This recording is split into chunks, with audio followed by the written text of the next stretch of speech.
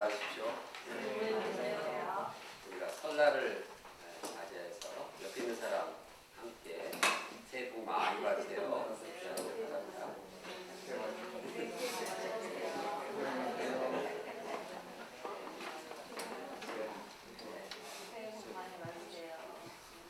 새해 하나님으로부터는 복을 많이 받기 위해서는 오늘 말씀을 잘 귀를 기울여야 합니다. 오늘 말씀을 얼마나 기울이냐에 따라서 하나님의 축복이 달라집니다.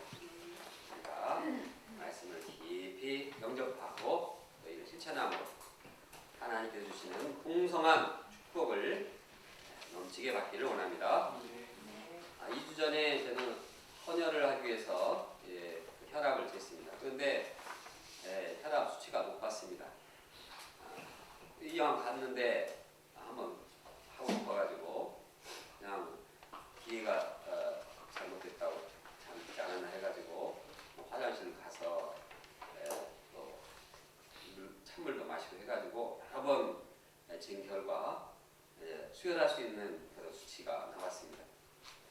그런데 그 담당자는 저에게 아주 경고를 심하게 했습니다. 음식 조심하고 운동하지 않으면 큰일 납니다. 다음에 수혈을 하려면 이거 지켜야 됩니다. 그렇게 했습니다.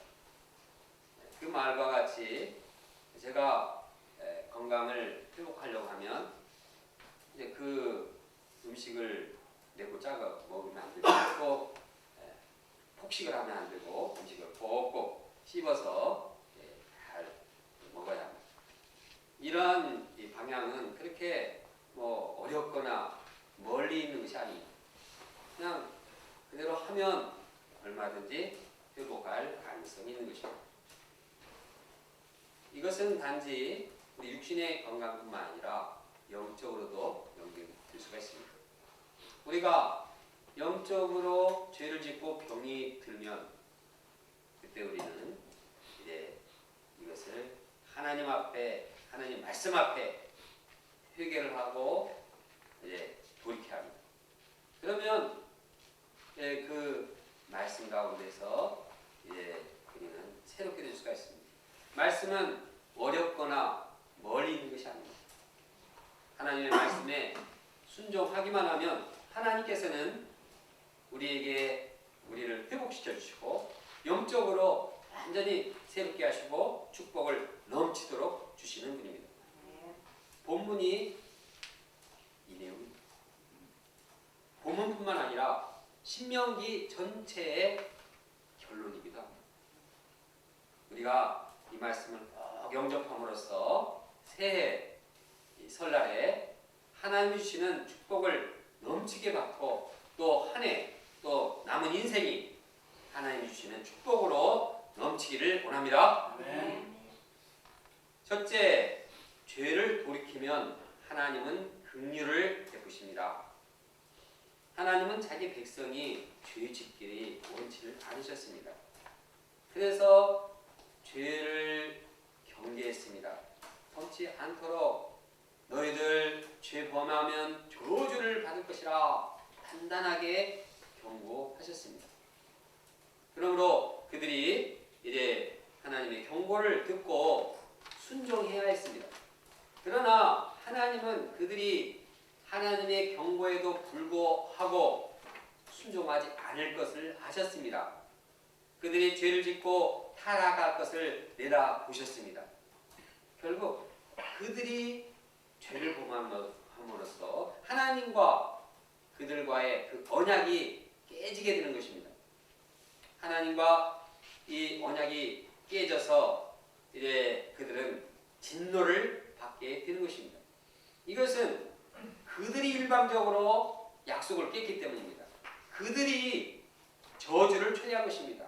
그들이 하나님과 관계를 자기가 완전히 다 박살낸 것입니다. 이로써 하나님과 이스라엘의 언약의 관계는 완전히 이제 끝나는 것처럼 보입니다. 그러나 하나님과 이스라엘 관계가 이렇게 해서 영영 끝나게 되는 것입니까? 하나님과 이스라엘 관계가 이제는 상황이 종료가 되는 것입니까? 아닙니다. 이스라엘이 범죄할지라도 하나님의 손길은 그들을 놓지 않습니다. 하나님은 범죄할지라도 그들을 끝까지 붙들고 계십니다. 붙들고 뭐 하십니까? 저주하십니다. 붙들고 가만히 두지 않고 계속 치십니다. 하나님의 저주는 이스라엘이 돌이킬 때까지 계속 되는 채찍질입니다. 그들이 돌이키지 않으면 않을수록 그 채찍질, 그 징계는 더 심합니다. 그래서 그들이 완전히 이제 정말 회개하고 돌아오도록 하는 것입니다. 그러므로 그들은 하나님의 저주가 자기들에게 임할 때 무엇을 깨달아야 합니까? 이것은 내가 죄를 행했고 하나님께로 돌이켜야 된다. 이렇게 생각해야 되는 것입니다. 다른 길은 없습니다. 하나님과의 관계가 회복되는 것은 자신의 죄를 회개하고 하나님께로 돌이키는 그 길밖에 없습니다. 하나님께서 말씀하십니다. 네가 네 하나님 여호와로부터 쫓겨난 모든 나라 가운데서 이 일이 마음에서 기억나거든 너와 네 자손이 내 하나님 여호와께로 돌아오라. 돌아오라는 말씀이 본문 1절에서 10절까지 7번 반복되고 있습니다. 그만큼 하나님은 죄범한 그들, 하나님을 떠난 그들이 돌아오기를 바라고 있습니다. 언약이 깨졌지만 다시 언약을 새롭게 하고 언약을 회복하기 위해서 그들이 다시 돌아오기를 간절히 바라는 것입니다. 그런데 이러한 회개는 단순히 회개합니다. 이렇게 입술만 딸싹거리는 것이 아닙니다. 그들의 생활이 변화되고 그들의 삶이, 그들의 행동이, 그들의 말이 변화되는 것을 의미하는 것입니다. 그러면 그들이 이렇게 회개하고 돌이킬 때 하나님께서는 그들을 향해서 어떻게 하십니까? 그들이 마음을 돌이키면 하나님도 마음을 돌이키십니다. 그들이 하나님께 향하면 하나님은 그들에게 긍휼로 대하시는 것입니다. 그래서 이제 긍휼로 인해서 그들을 처벌하지 않습니다. 징계를 끝냅니다. 저주를 마칩니다. 그러나 하나님의 긍휼은 그냥 처벌하지 않는 것으로 그것으로 끝나는 분이 아닙니다. 이제는 하나님께서 그들을 포로에서 돌아오게 하십니다. 출애굽에서 그들을 돌아오게 한 것처럼 이제 그들을 사방에서 불러 모십니다. 저 숨어 있는 사람을 다 찾아서 불러오게 하셔서 약속의 땅으로 가서 거기에 축복을 받게 하십니다. 그리고 그것을 차지하게 하십니다. 그리고 조상들보다 더 번성하게 하십니다. 뿐만 아니라 하나님은 회개한 그들의 마음을, 내면을 새롭게 하십니다. 하나님은 그들과 그들 자손의 마음의 할례를 베푸십니다. 그들에게 새 영을 부어주십니다. 그 마음에 새 영을 부어주셔서 마음이 아주 새롭게 하십니다. 선지자 이사야를 통해서도 동일한 말씀을 주십니다. 또 새 영을 너희 속에 두고 새 마음을 너에게 주되 너희 육신에서 굳은 마음을 제거하고 부드러운 마음을 줄 것이며 또 내 영을 너희 속에 두어 너희로 내 율법을 행하게 하리니 너희가 내 규례를 지켜 행할지라. 하나님은 회개한 마음에 새 마음을 주십니다. 우리가 회개하면 우리 마음이 참 새롭게 됩니다. 그렇게 미워 보이던 형제가 그렇게 사랑스러워 보이고 그렇게 짜증내던 그 일과가 그렇게 기쁘고 행복할 수가 없습니다. 그래서 하나님도 회개하지 않을 때는 하나님 그냥 말로만 찬양하고 그냥 머리로만 이렇게 하나님 하는데 마음 회개하면 하나님을 마음을 다해서 뜻을 다하여 사랑하게 되는 것입니다. 회개할 때 하나님의 관계가 완전히 깊이 있게 해결되는 것입니다. 그래서 하나님을 사랑하면 하나님부터 영혼의 생명을 누리게 되는 것입니다. 왜 우리가 영적인 생명력이 없습니까? 그것은 회개하지 않고, 그것은 우리가 하나님을 사랑하지 않게 되는 것입니다. 사람도 사랑하면 이 생명이, 이 살맛이 납니다. 하나님을 사랑하면 우리의 마음속 깊이 그 영원한 사랑, 그 참 생동감 있는 사랑을 마음속에서 하게 되는 것입니다. 또 하나님은 회개한 그들을 사랑하시고 그들의 적군과 그들을 미워하며 그들을 핍박하는 자들을 망하게 하십니다. 하나님은 그들이 하는 모든 일을 축복하십니다. 그래서 이제 그 후손들도 축복하시고 가족 새끼와 토지에 축복하셔서 많은 열매를 맺게 하십니다. 또 하나님께서는 조상들을 기뻐하시는 것과 같이 그들도 또 기뻐하시고 축복을 아끼지 않는 것입니다. 이와 같이 하나님은 회개한 그들과 언약을 회복하실 정도가 아니라 측량할 수 없는 은혜와 사랑으로 그들에게 축복을 내려주시는 분입니다. 이것이 자기 백성을 향한 하나님의 변함없고 측량할 수 없는 사랑이요 긍휼입니다. 이것이 연약한 죄지은 우리 인간들의 궁극적인 영원한 소망인 것입니다.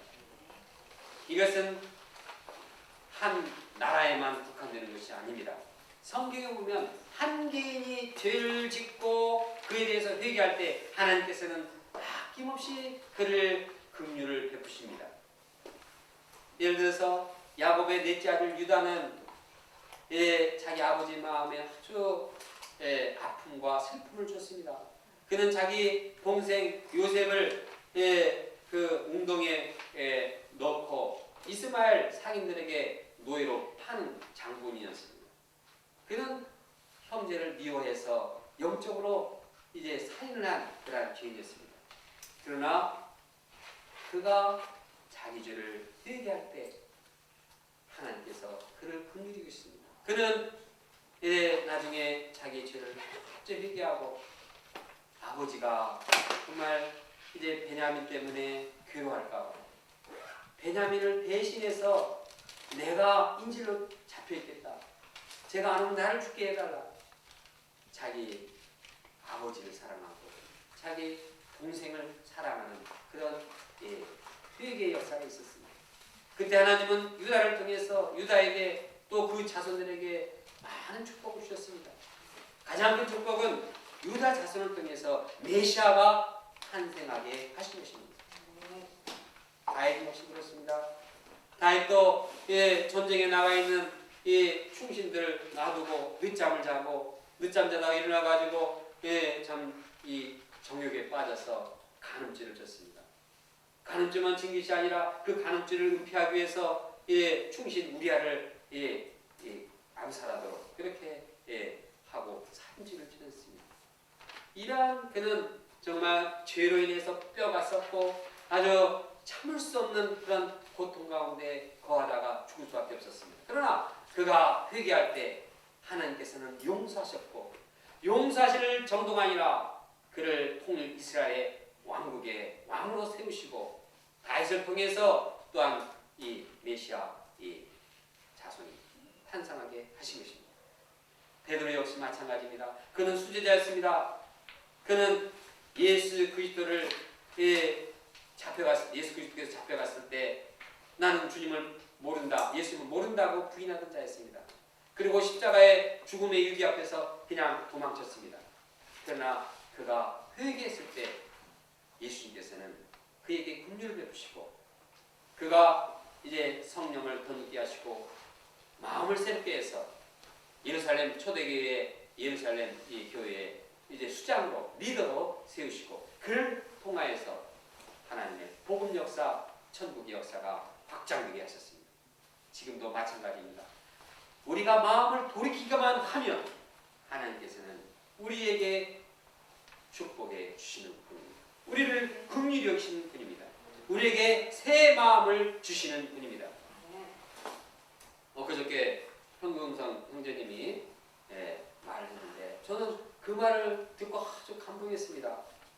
무슨 말인지 아십니까? 말씀을 공부한 이후에 제 생활이 달라졌고요. 제 마음이 새로워졌어요. 저는 참 기뻤습니다. 그리고 이러한 일이 우리 모두에게 함께하기를 기도했습니다.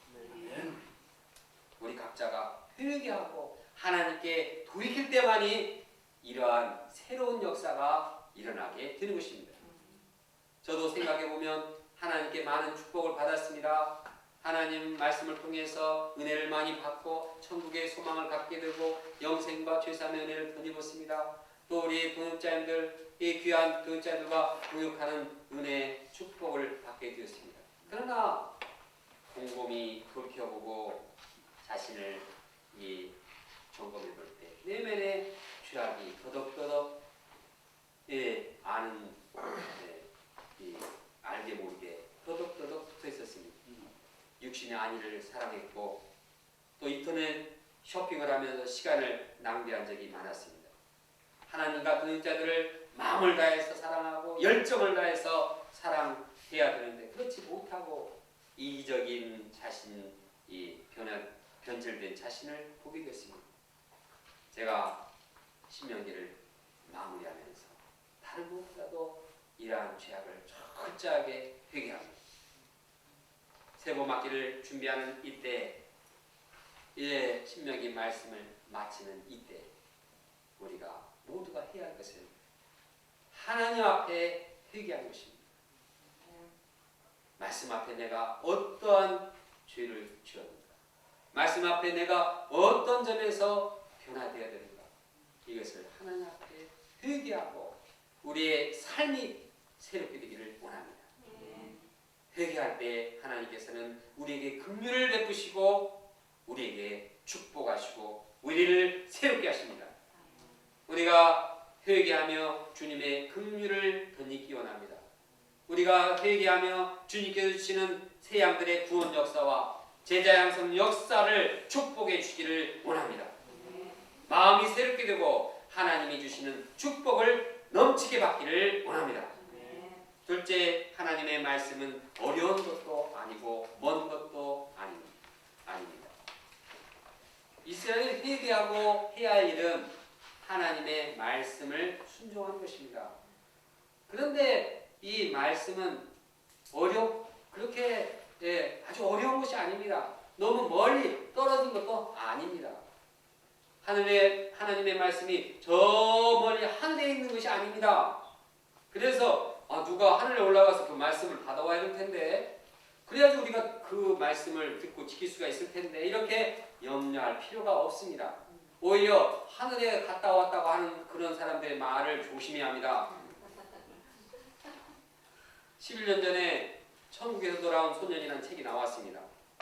천국에 가서 본 것을 체험한 것을 저술한 책입니다. 그 책은 미국의 아마존닷컴의 종교 분야에서 2위를 차지했습니다. 그러나 최근에 그 소년은 자신의 말이 모두 거짓이었다고 고백했습니다.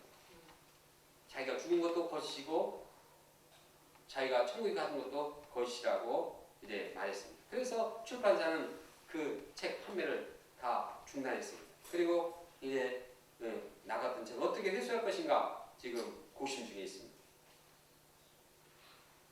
하나님의 말씀을 듣기 위해서 천국에 다녀왔다고 하는 그런 말에 솔깃할 필요가 없습니다. 그냥 성경에 써있는 그 기록 그냥 듣고 실천하면 되는 것입니다.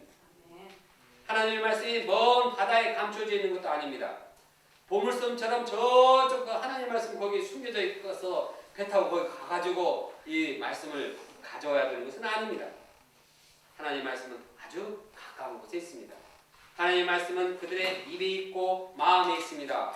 하나님은 말씀은 언제나 읽을 수가 있고 언제나 배울 수가 있습니다. 늘 묵상할 때 마음에 이렇게 간직할 수가 있는 것입니다. 오늘날은 더 그럽니다. 하나님의 말씀이 아주 가깝게 있습니다. 손 안에 있고 주머니 속에 있습니다. 왜 그렇습니까? 핸드폰에 말씀이 다 들어가 있기 때문입니다. 그래서 그냥 핸드폰에 꺼내기만 하면 그냥 신구약 다 나옵니다. 찬송가까지 다 나옵니다. 아주 쉽습니다. 언제 어디서도 그냥 이 핸드폰만 있으면 그냥 다 볼 수가 있습니다. 거기다가 쉽게 이해할 수 있도록 번역판도 여러 가지입니다. 뭐 쉬운 성경, 표준어 성경, 현대 성경, 뭐 개역 성경, 뭐 종류도 많습니다. 영어는 더 많습니다. 그래서 아주 쉽게 이해할 수 있도록 조금 어렵다 생각하면 또 이 성경 보고 힌트를 얻고 또 해석하면 쉽게 해석할 수가 있습니다. 거기다가 하나님께서는 예수 그리스도를 이 땅에 보내셔서 인간이 되게 하셔서 말씀을 전하게 하셨습니다. 인간이 인간에게 전하는 말씀, 하나님 예수님께서는 그렇게 어려운 일 안 했습니다. 저 나요. 나는 포도나무다. 나는 길이다. 뭐 어려운 게 없습니다. 어린아이들도 예수님 말씀 들으면 그냥 쉽게 이해할 수 있습니다. 그래서 로마서는 말합니다. 말씀이 내게 가까워 내 입에 있으며 내 마음에 있다 하였으니 곧 우리가 전파하는 믿음의 말씀이다. 내가 만일 네 입으로 예수를 주로 시인하며 또 하나님께서 그를 죽은 자 가운데 살리신 것을 내 마음에 믿으면 구원을 받으리라. 성경 말씀의 가장 핵심이 무엇입니까? 예수 그리스도께서 우리를 위해서 십자가의 피로 돌아가시고 사흘 만에 부활하신 것입니다. 예수님 우리 죄를 위해서 죽으셨다. 십자가에 돌아가셨다. 사흘 만에 살아나셨다. 유교인한테 얘기해줘도 그래요? 예, 충분히 알아들 수 있는 말씀입니다. 그러므로 우리가 말씀을 너무나 복잡하고 어렵게만 생각하지 않기를 바랍니다. 누구라도 쉽고 단순하게 접할 수 있도록 써진 것이 하나님의 말씀입니다. 그래야지 이 말씀이 세계 모든 사람에게 다 전파되는 거 아니겠습니까? 또 말씀을 지키는 것이 너무나 어렵다고만 여기지 않기를 원합니다. 예수님께서는 말씀하셨습니다. 내 멍에는 쉽고 내 짐은 가벼우니라. 사도 요한도 말했습니다. 그의 계명은 무거운 것이 아니라 무겁지 않대요. 아니 그렇게 예수님도 말씀하시고 사도 요한도 말씀하셨는데 그게 거짓말이겠습니까? 그런데 왜 우리는 이렇게 말씀이 지키는 것이 어렵게 여기지고 무겁게 여기지고 힘들게 여기는 것일까요? 그 이유는 무엇일까요? 그것은 하나님의 사랑이 이제 식었기 때문입니다. 그분에 대한 하나님의 이 사랑이 뜨거운 사랑이 있으면 그 사랑 때문에 말씀 지키기가 쉽고 가벼울 것입니다. 마치 자녀가 부모의 사랑을 알고 부모가 나를 참 사랑한다 하면 부모님 말을 아주 가볍게 지키는 것 같습니다. 그런데 사랑이 식어지니까 그냥 멀어지는 것입니다. 지키기가 어렵습니다. 또 말씀에 무뎌져 있기 때문입니다. 말씀이 무뎌져서 이제는 이 기계가 녹이 쓸어가지고 뻑뻑한 것처럼 참 힘들게 말씀을 지키는 것입니다. 공부도 계속 한 사람들은 그냥 뭐 밥 먹으면서도 하고 막 즐기면서 할 수 있는데 공부 안 하다가 갑자기 공부하면은 그냥 힘들고 머리가 막 전기불이 들어오고 머리에 막 이제 어지럽고 힘듭니다. 우리가 하나님의 말씀을 그냥 매 습관적으로 일상적으로 참 지키다 보면 그냥 자연스럽게 가볍게 지키는 것입니다. 내 멍에는 쉽고 내 짐은 가벼움이라. 이것도 우리가 이렇게 말씀을 지키기 어렵다는 것도 그게 당연한 것이 아니냐 이렇게 하지 않고 회개하기를 원합니다. 내 마음에 사랑이 없고 하나님에 대한 뜨거운 사랑이 없고 내가 하나님의 말씀을 정말 이제 꾸준하게 지키지 않으니까 그런 것을 알고 우리가 정말 새롭게 되기를 원합니다. 찬송가 427절은 말합니다.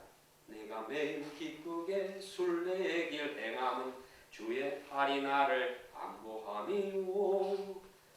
내가 주의 큰 복을 받는 참된 비결은 주의 영이 함께함이라. 성령이 계시네. 하나님께서 우리를 사랑하셔서 우리에게 영을 주시고 성령을 주시고 우리와 함께 하시는데 우리가 그분과 함께 길을 가며 가벼운 발걸음으로 신앙생활을 할 수 있기를 원합니다. 네. 우리는 기쁘고 가벼운 마음으로 말씀을 지키며 기쁨의 신앙생활을 하는 자 되기를 원합니다. 셋째, 말씀을 순종하면 하나님께서 생명과 축복을 주십니다. 하나님의 말씀은 쉽고 단순한데 사람이 말씀을 실천하느냐 그렇지 못하느냐 이것이 문제입니다.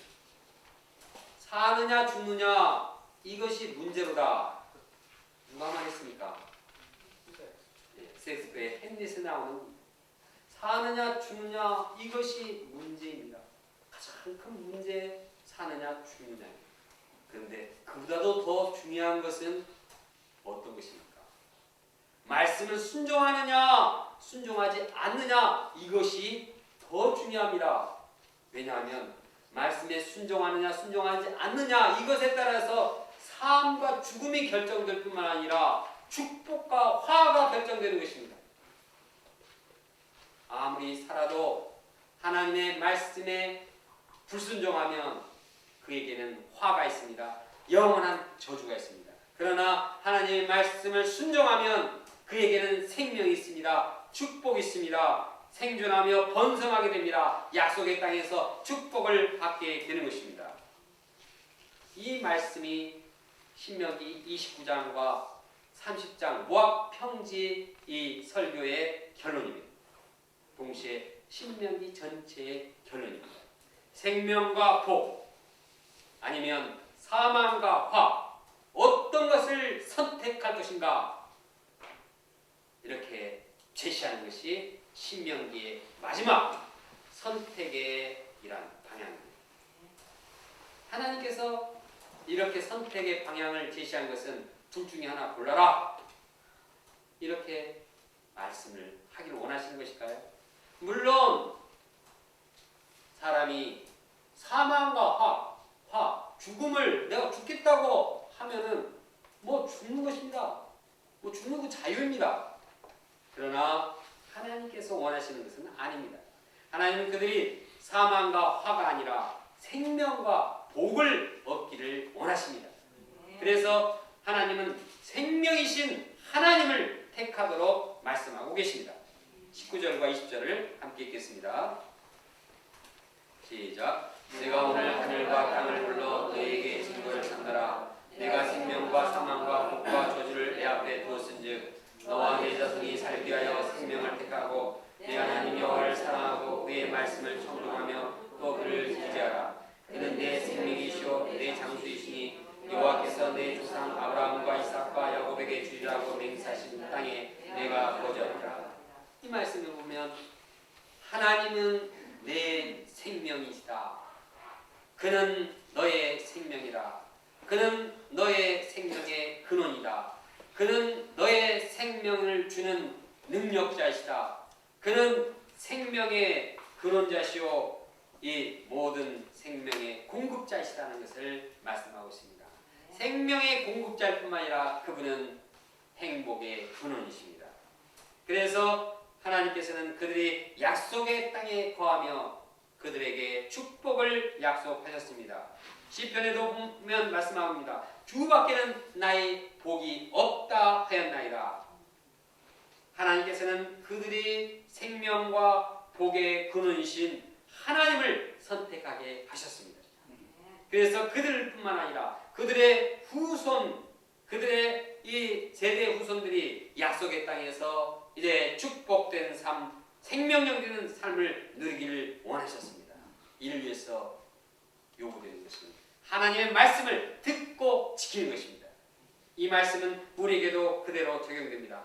우리는 모두 다 생명을 얻고 행복을 누리기 원합니다. 누가 우리 중에 사망과 화를 택할 사람이 어디 있습니까? 있습니까? 없습니다. 그럼에도 불구하고 왜 우리들이 생명과 행복을 누리지 못하는 것일까요? 왜 생명을 찬양하고 왜 축복을 원하기를 기도하고 정말 바라는데 왜 우리는 실제적으로 이렇게 하지 못하는 것일까요? 그것은 과거의 죄악된 습관에 따라서 본성대로 살기 때문입니다. 3살 버릇 8까지 간다는 말이 있습니다. 과거의 그 옛 본성, 옛 습성, 옛 그런 이 습관대로 행하니까 그냥 말씀을 듣고 밖에 나가면 또 옛 생각대로 돌아갑니다. 이제 관성의 법칙은 그냥 물리에만 적용되는 것이 아닙니다. 생각도 자꾸 이렇게 옛날 생각으로 자꾸 돌아갑니다. 그래서 가만히 있으면 옛날 생각으로 돌아가는 것입니다. 그래서 이제 우리는 이 죄악된 습성, 자기 감정에 따라서, 자기 열심에 따라서, 자기 꾀대로, 자기 꾀대로 사는 사람은 말씀을 배워놓고 또 실제 가면은 자기 꾀대로 삽니다. 그냥 배운 것은 있고 이론은 그런데 실제로 이제 자기 멋대로 합니다. 지난번에도 얘기했지만 탁구 코치가 항상 강조하는 말이 있습니다. 배운 대로 해라. 왜 배운 대로 하지 않고 왜 게임에 가서는 네 맘대로 하냐. 우리도 마찬가지입니다. 배운 대로 말씀에 배운 대로 하면 되는데 왜 배운 건 놔두고 왜 실제적으로 일이 닥치면 자기 꾀대로 합니다. 그러니까 하나님의 말씀을 듣지도 못하고 하나님의 말씀을 실천하지 못하고 축복을 받지 못하는 것입니다. 세상 풍조, 세상 가천에 휩쓸려 따라가면 나 저 사람도 하고 이 사람도 하고 다 하는데 나도 같이 따라서 하다 보면 하나님의 말씀에 순종하기가 어렵습니다. 궁극적으로 하나님의 말씀을 적극적으로 순종하지 않기 때문에 생명이 없고 축복이 없는 것입니다. 또 우리의 잘못된 신앙이 축복과 생명의 길을 막습니다. 많은 신자들이 예수 믿으면 축복받는다. 믿으면 산다. 맞습니다. 그런데 그 말만 있습니까? 행함이 없는 믿음은 죽은 것이다. 행함이 없으면 믿은 거 아무 소용이 없다는 것입니다. 죽은 것이라는 것입니다. 그러므로 그냥 예수 믿고 가만히 기다리면 그냥 예수 믿으면 그냥 복이 굴러 떨어집니까? 잘못된 것입니다. 예수를 믿고 그냥 천년 백년 가만히 있으면 이 복이 굴러온다는 생각, 그것은 성경에 없습니다. 말씀에 적극적으로 듣고 순종할 때 하나님께서 축복을 내주시는 것입니다. 우리의 생명, 우리의 축복을 누리는 것은 오직 하나님의 말씀을 듣고 이제 실천하는 것입니다. 이 하나님의 말씀을 듣고 실천하는 것은 이례적인 것이 아닙니다. 그냥 여기서 한번 듣고 한번 실천하는 것도 어렵지만 계속 돼야 하는 것입니다. 집에 가서도 실천하고 직장에 가서도 실천하고 뭐 캠퍼스에 가서 실천하고 이 동네에 가서도 실천하고 동사무소에 가서 실천하고 잠잘 때도 실천하고 일어날 때도 실천하고 그런 사람이 하나님의 말씀을 듣고 실천하는 자인 것입니다. 그런 사람에게 하나님께서는 왜 생명을 주지 않고 왜 축복을 아끼지 않겠습니까? 풍성하게 주십니다. 저는 우리 이 말씀을 보면서 이호선 노역자들의 올해 기도 제목이 생각났습니다. 이분의 기도 제목을 보면은 혼자 있을 때나 가정에 있을 때나 또 직장에 있을 때나 이제 직장의 리더로서 또 사회에서 참 가난한 자를 볼 때 이럴 때 참 말씀을 묵상하고 말씀대로 순종하고자 하는 그러한 소원이 기도 제목에 다 들어있습니다. 그래서 기도 제목 7가지가 깁니다. 왜 이렇게 길게 써놨는데 오늘 말씀을 묵상하다 보니까 정말 그런 말씀 듣고 순종하는 자세가 참 좋다. 그것이 축복을 받는 비결이라는 것을 마음에 깊이 영접하게 됐습니다. 우리 호선 형제님, 우리 호선 교육자님이 이 기도 제목대로 그대로 실천해서 하나님이 주시는 축복을 넘치게 받기를 원합니다. 네. 우리 호선 교육자님뿐만 아니라 우리 모두가 정말 말씀을 언제 어디서나 그냥 항상 말씀을 듣고 순종함으로 생명과 축복이 넘치기를 원합니다. 네. 결론적으로 사람이 죄를 짓고 하나님을 떠났을지라도 회개하면 하나님께서 긍휼을 베푸시고 회복해 주십니다. 그러므로 우리는 회개하고 생명과 축복의 근원이신 하나님을 선택하기를 원합니다. 그분의 말씀을 지속적으로 듣고 순종하기 원합니다. 말씀은 어렵거나 너무나 멀리 떨어진 것이 아닙니다. 우리가 말씀을 듣고 순종하기만 하면 하나님은 우리에게 생명과 축복을 넘치게 부어주시는 분입니다. 다같이 19절 20절을 함께 읽겠습니다. 시작. 내가 오늘 하늘과 땅을 불러 너에게 증거를 삼느라 내가 생명과 사망과 복과 저주를 내 앞에 두었은즉 너와 내 자손이 살기 위하여 생명을 택하고 내 하나님 여호와를 사랑하고 그의 말씀을 청종하며 또 그를 의지하라. 그는 내 생명이시요 내 장수이시니 여호와께서 내 조상 아브라함과 이삭과 야곱에게 주리라고 맹세하신 땅에 내가 거주하리라. 기도하겠습니다.